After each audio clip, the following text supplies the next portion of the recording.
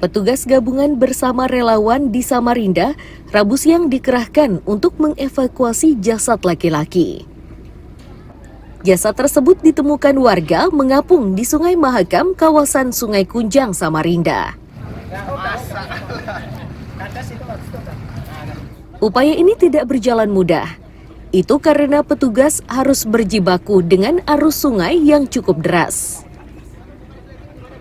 Dari ciri-ciri fisik, petugas meyakini pria itu tenggelam di Sungai Mahakam sudah lebih dari 3 hari. Mereka juga kesulitan mengetahui identitas korban karena tidak menemukan tanda pengenal.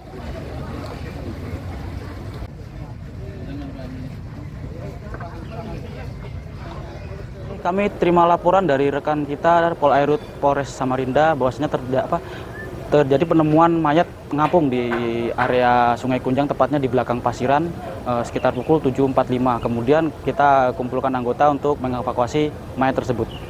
Rencananya mau dibawa kemana, Pak? Rencana ini mau dibawa ke rumah sakit umum untuk diotopsi.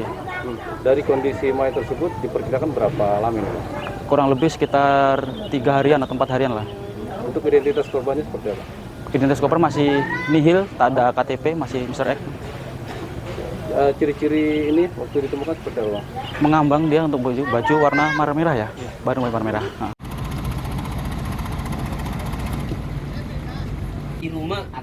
Salah satu anak buah kapal menyatakan jasad ini terseret arus hingga akhirnya tersangkut di buritan kapal pengangkut pasir. Ia yang berada di dalam kapal kaget saat mendengar teriakan dari warga.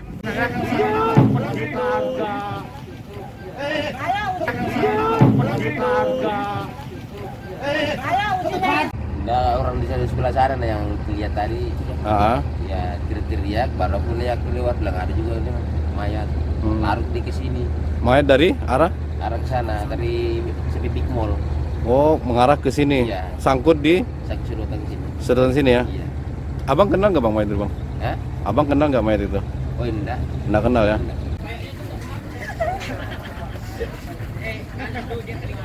Oleh petugas, jasad tersebut dievakuasi ke kamar mayat rumah sakit. Petugas mengimbau warga yang kehilangan anggota keluarganya datang ke rumah sakit atau melapor ke kantor polisi. Amir Hamzah dan Iswanto melaporkan dari Samarinda.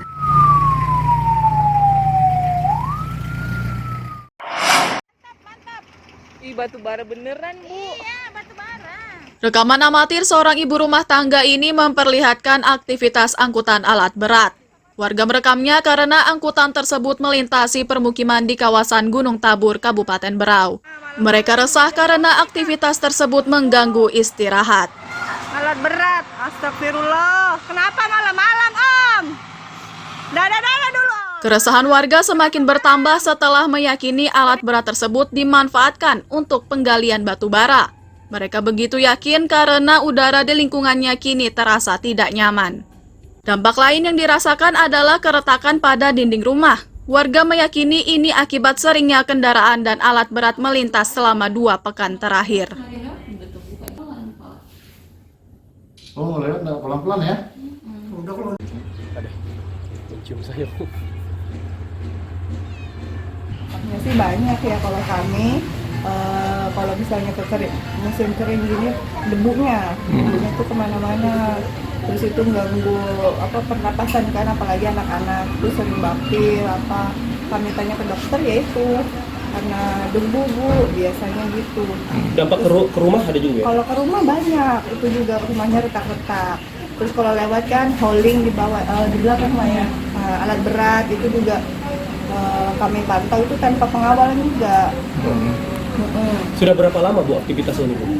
Kalau untuk kembaliannya sudah lama ya. Penggalian sudah lama, tapi kalau untuk batu bara ada dalam 2 minggu. 2 mingguan ini, Bu ya.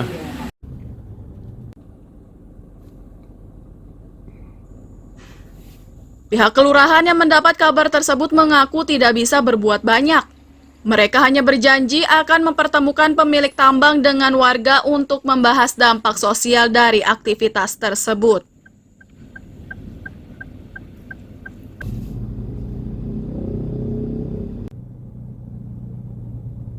Surat yang masuk saya sudah disposisi ke Kasipem untuk mengundang lah dulu, membicarakan dulu dengan si pemilik lahan itu atau yang melakukan aktivitas itu.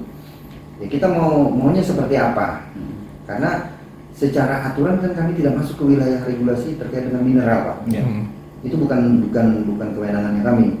Sehingganya kami hanya nanti menyinggung ini terkait dengan secara kewilayahan terkait dengan dampak lingkungan, baik itu suara maupun apapun jenisnya. Mampus kau. Warga berharap aktivitas tersebut dihentikan agar tidak terganggu terutama saat malam hari. Amir Hamzah dan Miko Gusti melaporkan dari Kabupaten Berau.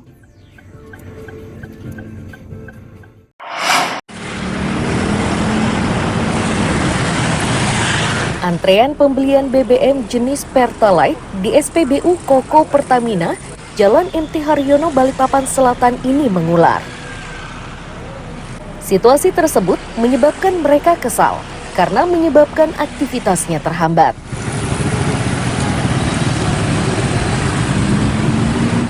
Beberapa dari mereka mengaku antrean seperti ini sudah terjadi beberapa hari terakhir. Para pemilik kendaraan ini merasa heran karena sebelumnya kondisi seperti ini tidak terjadi.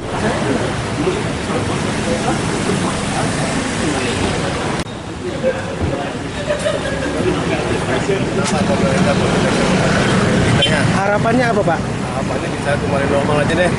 Kembali normal lagi ya? Nggak usah dinaikin tuh masyarakat kasihan.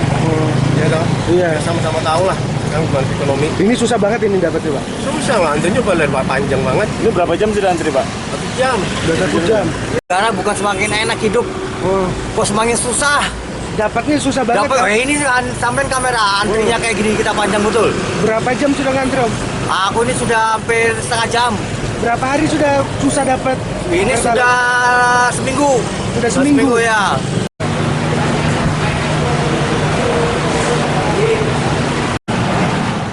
Sementara Pertamina melalui manajer area Kalimantan menegaskan distribusi BBM sudah dilakukan sesuai kebutuhan.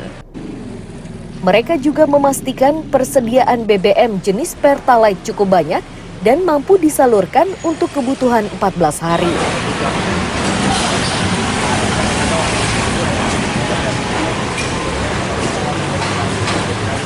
Ya, jadi dapat kami sampaikan bahwa per hari ini distribusi Pertalite di Kota Balikpapan cukup lancar.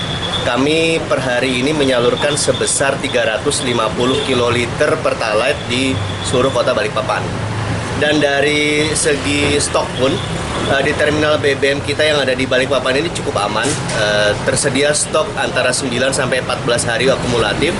Sehingga kalau masyarakat mengkhawatirkan akan kehabisan stok Pertalite itu tidak. Jadi kita masih punya stok hingga 9 sampai 14 hari akumulatif ya. Artinya ini stoknya akan terus bertambah.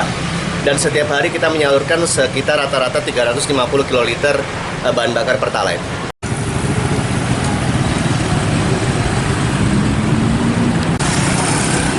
Masyarakat pengguna kendaraan roda 2 maupun 4 berharap antrean semacam ini tidak lagi terjadi. Ini dimaksudkan agar aktivitas mereka tidak terhambat. Amir Hamzah dan Riani Mantini melaporkan dari Balikpapan.